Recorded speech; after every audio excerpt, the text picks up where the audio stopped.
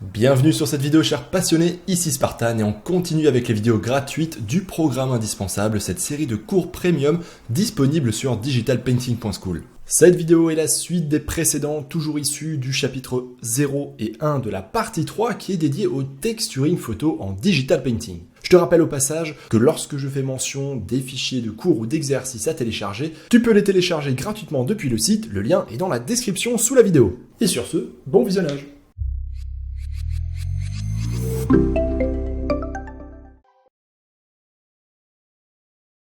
Jusqu'à présent, dans ce chapitre, je t'ai montré la puissance du texturing photo et notamment comment est-ce qu'on l'applique grâce à l'outil transformation en faisant CTRL-T. Mais si je te disais qu'on peut allier la transformation manuelle avec les objets dynamiques pour avoir encore plus de puissance et de liberté créative. Ouais, et je vais donc te montrer un petit peu la puissance justement de ces calques dynamiques dans Photoshop associés au texturing photo. Me voilà ici dans mon PSD avec un petit objet que j'ai peint très rapidement avec une petite ombre portée et je vais déjà commencer par te rappeler ce qu'est un objet dynamique. On commence vraiment par les bases, au cas où certains l'auraient oublié malgré toutes les précédentes vidéos. Un calque en objet dynamique. C'est un calque que je vais remplir. Je vais faire par exemple ceci. Là c'est vraiment très moche. Et pour l'instant, ce que j'ai ici, c'est un calque classique. Donc ça veut dire que je peux le transformer. Mais par contre, si maintenant je veux revenir en arrière, eh ben, je vais le dégrader. Comme c'est un calque pixelisé, il va être de plus en plus flou, plus je le transforme. Cela dit, j'ai toutes les libertés que je veux pour gommer, peindre, dessiner dessus, transformer, etc. Maintenant, un calque dynamique, pour rappel, c'est la chose suivante. Donc c'est un calque qu'on va transformer ici avec un clic droit en objet dynamique, donc convertir en objet dynamique. Au passage, lorsque tu glisses une photo, tu l'as déjà vu, elle se transforme automatiquement en objet dynamique dans le PSD, à part dans les très vieilles versions de Photoshop. Donc ça c'est bien pratique, et une fois que c'est fait, tu vois que l'icône ici a changé et c'est devenu un objet dynamique. Et là je ne peux plus le gommer ni peindre directement par-dessus. Par contre je peux encore lui faire des transformations. Et là, ce qui est pratique, c'est que si je veux revenir en arrière, eh ben, je peux complètement le faire. C'est une technique non destructrice. Donc ça, on l'a déjà vu, normalement, tu le sais déjà.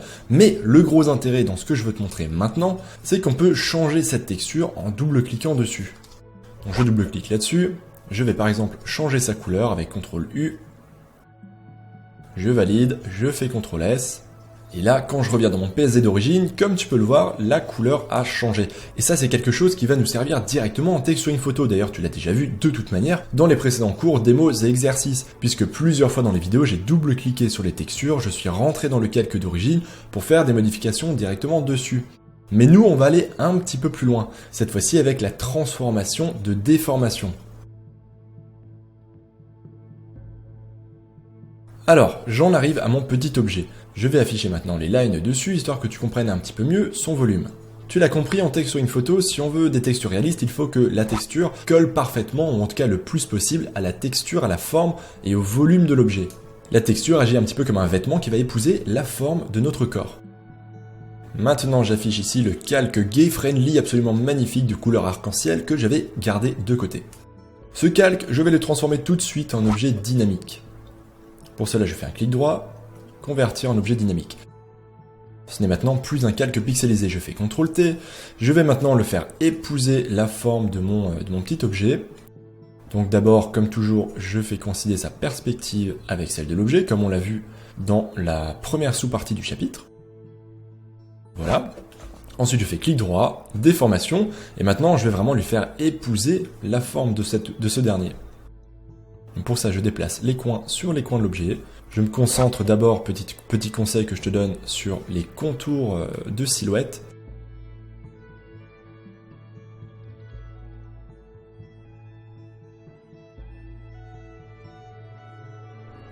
Voilà, là c'est un petit peu plus bombé.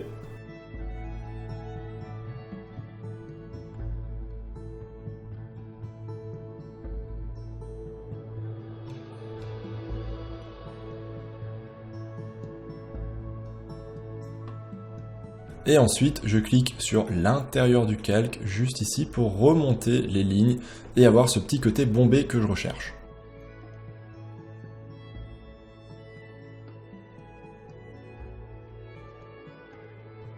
Ok, je pense qu'on n'est pas trop mal, je valide, et là tu peux voir que, comme par magie, grâce à cette transformation et à cette déformation, notre texture a épousé la forme de l'objet.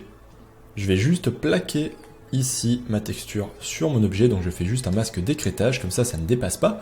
Et ce qui est super bien, c'est que maintenant, je peux changer cette texture et la modifier à volonté dans l'objet dynamique, et je n'ai pas besoin à chaque fois de la retransformer et de la replaquer sur mon espèce de madeleine, en tout cas mon espèce d'objet. Pour cela, je double-clique ici sur la vignette et comme ça je rentre à l'intérieur de mon calque. Et là tu peux voir qu'on retrouve effectivement bel et bien notre arc-en-ciel. Par exemple, je vais faire ici un nouveau calque par-dessus.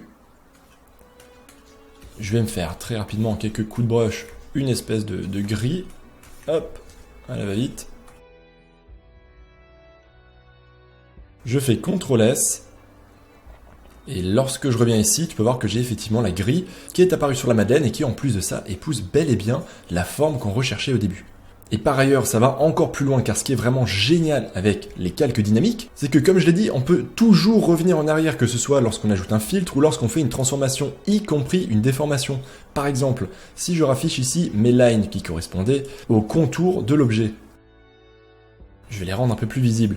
Tu peux voir que, grâce à ma grille, la forme de ma texture n'épouse pas parfaitement la forme de mon objet.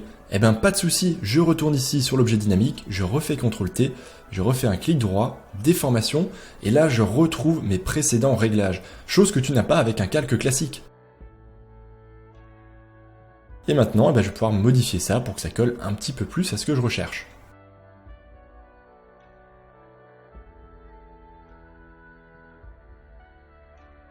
Et voilà, je valide. Effectivement, c'est un peu mieux, c'est un peu plus bombé sur l'avant. Je désactive ça. Et voilà, j'ai fait ma petite modification. C'est-à-dire, je vais faire continuer un tout petit peu plus le calque. Comme ça, il remplit bien toute la madeleine. De toute manière, je vais te laisser ce PSD à disposition dans les cours. Comme ça, tu pourras t'amuser avec, regarder comment c'est fait et, si tu en as envie, le reproduire si tu en ressens le besoin. Mais tout le fun commence vraiment maintenant. C'est lorsqu'on peut rentrer à l'intérieur et changer cette texture qu'on prend vraiment son pied. Par exemple ici, hop, je balance une photo, une texture de tissu. Et déjà, ce qui est très intéressant de remarquer, c'est que, comme je te l'avais dit au début du cours, lorsque tu glisses une image dans un PSD, elle est automatiquement transformée en objet dynamique. Deuxième chose à remarquer, rien n'empêche un objet dynamique d'avoir des objets dynamiques à l'intérieur. Donc là, tu peux faire des inceptions d'objets dynamiques dans des objets dynamiques.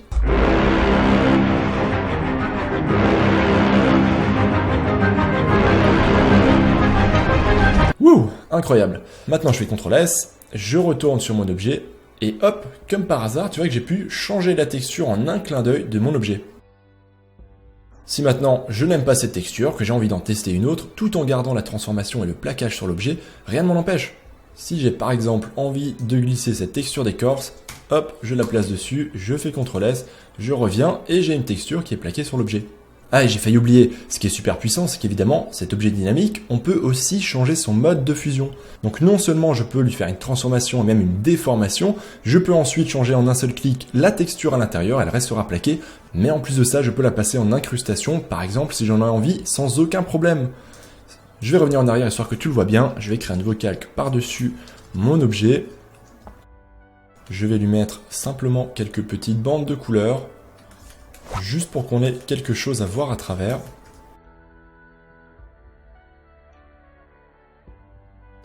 Bon voilà, c'est pas extrêmement esthétique, ça ne suit même pas correctement la forme de l'objet, mais c'est pas grave, c'est vraiment juste pour que tu vois à travers que notre texture, lorsqu'on la passe en incrustation, laisse effectivement bel et bien passer les informations de ce qu'il y a en dessous. Donc là, je peux très bien revenir dans le groupe, dans l'objet dynamique, pardon, changer la texture comme c'est le cas avant, je refais CTRL S, et en repassant sur mon PSD d'origine, ça rechange la texture, elle est toujours plaquée et elle est toujours au mode incrustation. Ou alors lumière tamisée, produit, peu importe. Si je te montre ça maintenant, c'est parce que c'est quelque chose que je vais lourdement utiliser dans les prochains cours et les prochains exercices. Je m'arrête ici, je pense qu'avant d'attaquer le reste de cette sous-partie, c'était intéressant de te montrer cette petite chose, et d'ailleurs tu vas le mettre en application un petit peu plus tard dans un des exercices. Ce sera justement l'occasion de s'amuser en transformant complètement les matières d'un objet, en faisant des choses complètement inattendues. Allez, dans la vidéo suivante, on passe aux choses sérieuses. La difficulté va monter d'un cran, alors accroche-toi. Juste un petit rappel avant que tu décolles. Comme expliqué au début de la vidéo, il s'agissait ici d'une vidéo issue des cours premium du programme indispensable sur digitalpainting.school. Je te conseille vivement de suivre ces cours directement sur le site, car bien sûr tu auras accès à l'intégralité des cours et non pas juste à cet aperçu, mais en plus tu pourras télécharger tous les fichiers, y compris pour les chapitres gratuits, qui sont bourrés de PSD, de broches de cadeaux, etc. Et en plus plein d'autres avantages et surprises t'attendent si tu t'inscris. Allez, à bientôt l'artiste!